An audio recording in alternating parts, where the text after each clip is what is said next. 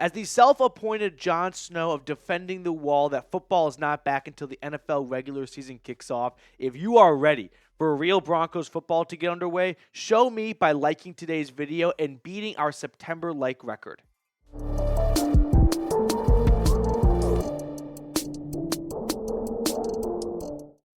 Bo Nix is making history before he even steps on the field for the Broncos, as he has been voted the first rookie captain for the team since Floyd Little did it back in 1967. So on today's episode, we're going to talk about this Bo Nix news. We're going to get the injury reports going into week 1 against the Seahawks. A lot of ground to cover, so appreciate you hanging out with us. But Bo Nix being voted by his peers, by his teammates, a team captain, making some history, has not been done in decades. This comes after a long run for him in FBS level, right? Started 61, 62, 63 games. I can't even remember exactly. It was that many. Now, for reference, Courtland Sutton received the most amount of votes by any player.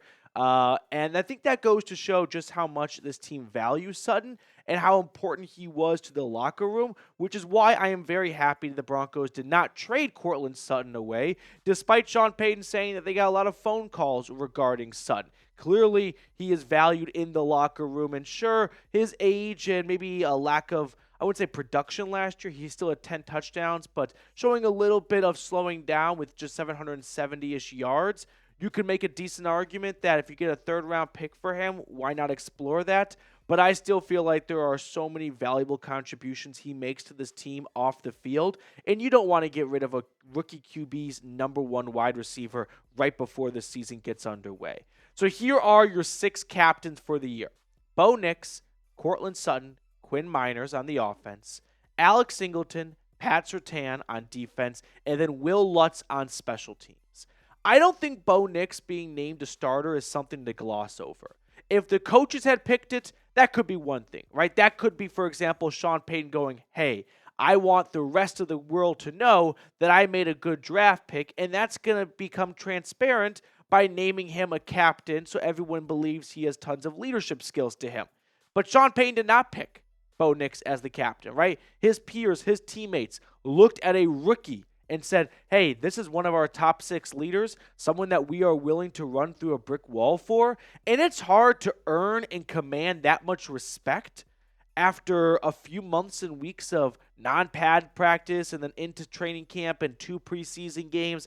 I mean, there have been a lot of great rookies for this team, like Von Miller, who were not voted captains as a rookie. And that's not a dig at those guys. It's an incredibly difficult thing to achieve.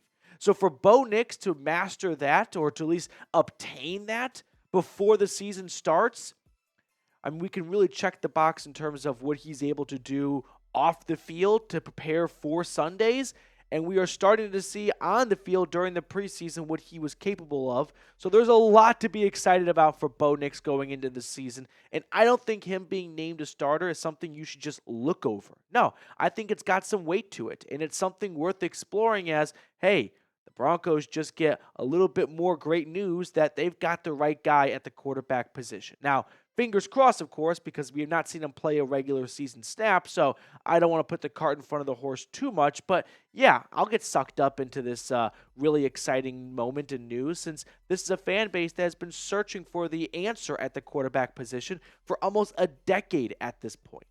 Now, before we look at the injury report for this Week 1 matchup, make sure to help us take down Seahawks Today in subscribers. I'm looking at the Week 1 sub numbers here, and they've got a 50 sub lead on us, 60 sub lead on us. That's not going to stand for long. So go ahead and subscribe if you want us to take down the Sea Chickens Week 1 on the road. Now, really quickly, I do want to give a quick shout out to our awesome sponsor today, which is Z-Biotics.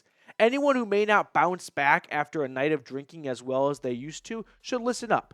Because let's face it, when going out, I've got to make a decision. I can either have a great night or a great next day. That is until I found Z-Biotics Pre-Alcohol.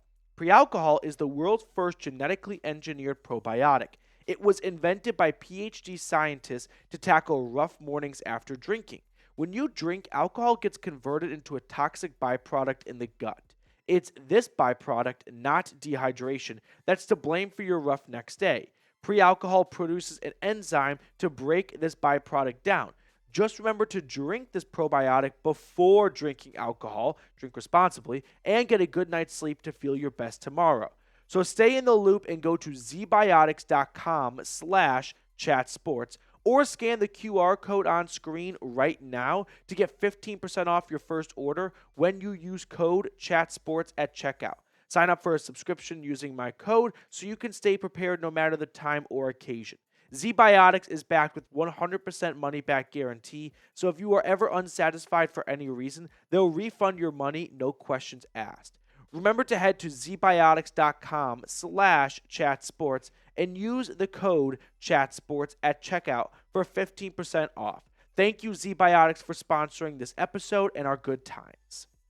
So some history I want to share with you guys here. As someone who loves history, I thought you guys might enjoy some of these facts as well. So Bo Nix has ended a couple of droughts for the Broncos. First off, when he was selected 12th overall in the draft, he became the first quarterback taken in round 1 since Paxton Lynch in 2016.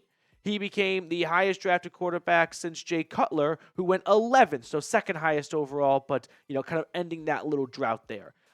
Go back to 1983, and on Sunday, he will be the first rookie quarterback to start week 1 since John Elway. And then, like we talked about earlier, go all the way back to 1967, he is the first rookie at any position to be a captain for this team since Floyd Little. So, how about some more history making? If that's not enough for you, I think you guys might enjoy this next portion of the show. I love to go back into the history books of the NFL archives, and what I found was some not super encouraging stuff for Bo Nix and the Broncos winning week 1, but some evidence that it can be done. So, from 2010 to present, there have been 25 round 1 quarterbacks to start week 1 of their rookie season.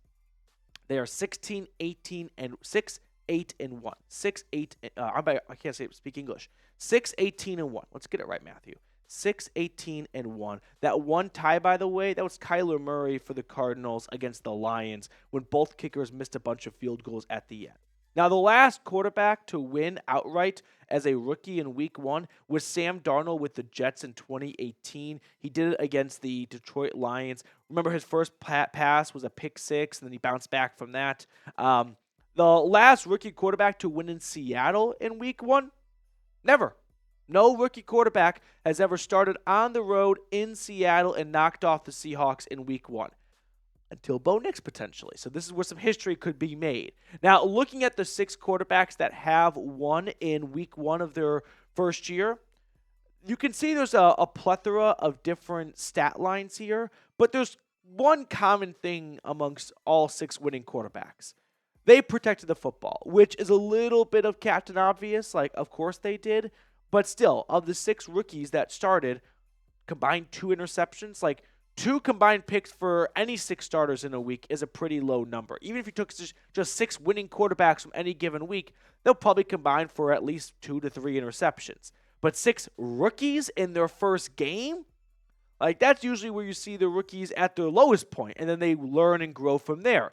So for Bo Nix, if he wants to be a successful quarterback week 1 and help this team win, it's likely going to boil down to, can he protect the football? Because that was a huge element for those 6 guys winning their first start, and I hope Bo Nix can follow in their footsteps. So how many touchdowns do you think Bo Nix will get week 1? Let me know in the comments section below. I'm going to go with a solid 2. 1 passing, 1 rushing. I'll take it. 1 passing touchdown to little Jordan Humphrey off the practice squad, and then 1 rushing touchdown. Now, the injury report. The Broncos we'll get to in a moment, but first, Seattle. They've got 6 guys on their initial Wednesday injury report. That's what this is. Tight end Pharaoh Brown did not practice with a toe injury, along with outside linebacker Uchenna Nwosu, I beg your pardon. He did not practice with a knee injury. He took a bit of a hit in the Seahawks preseason finale and is expected to miss a few weeks. Tyler Lockett, Noah Fant, Dre'Mont Jones, familiar faces there with the last 2, and then Rayshawn Jenkins all limited. I'm pretty optimistic that all 4 of those guys will see some action, but maybe they hobble into week 1 and they're not quite at 100%. As for the Broncos injury report, I've got good news to share. No one is on the injury report, at least not on Wednesday's edition. Hopefully no one got added on Thursday today, but really encouraging stuff going into NFL Week 1 to see no one on your injury report, a clean bill of health across the board. Now, the most notable absence for Seattle Week 1 will be Uchenna Nwosu, who might not feel like a casual, or excuse me, not feel like a household name, but go back 2 years ago, 2022, he puts up 9.5 sacks. That would have been good to be the Broncos sack leader last season by a whole sack. So he's clearly got some good, tools to his arsenal. 4.5 sacks, 5 sacks, 9.5 sacks. And then last year he gets injured and only puts up 2 sacks in a shortened season. But my final thoughts going into this Week 1 matchup for Bo Nix and the Broncos is I think it'll come down to really 2 things. Rookie execution. Like, can Bo Nix make the throws that he needs to make, not try to do too much, but also just not flat out miss throws, right? Just put the correct amount of mustard on the ball, get the accuracy down, just execute the play calling. That's step 1 for Denver winning. Step 2, I think we need to have Sean Payton be like the Erwin Rommel of NFL coaching. He has to outfox Mike McDonald, right? He's got to put his guys in the best position possible because they already step into this game, I wouldn't say feeling like they're the underdog, but a hostile Week 1 opponent in Seattle against a more veteran team. And sure, a new head coach where Sean Payton has to exploit some of those early mistakes and weaknesses by a rookie coach. But for Sean Payton, he's got to get his guys in the best position possible to be successful, which didn't happen the last time the Broncos were in Seattle Week 1 because Nathaniel Hackett didn't have Russell Wilson go for it on 4th down. Instead, he had Brandon McManus run out for a 64-yard field goal. Horrible clock management. Like, those are examples that you can point to as, hey, that's a coach not getting his guys in a good spot to be successful. Sean Payton has to do the exact opposite of everything Nathaniel Hackett did. If Hackett called a run, he should pass. If Hackett called a blitz, it should be 3 deep. Whatever Hackett did, burn it and do the opposite. Predict the score for me. Broncos versus Seahawks. Maybe not one last time, but one more time. Give me your score prediction. I feel like it's okay to have a change of heart as we get closer and closer to Sunday. So get in the comment section right now and give me your score prediction.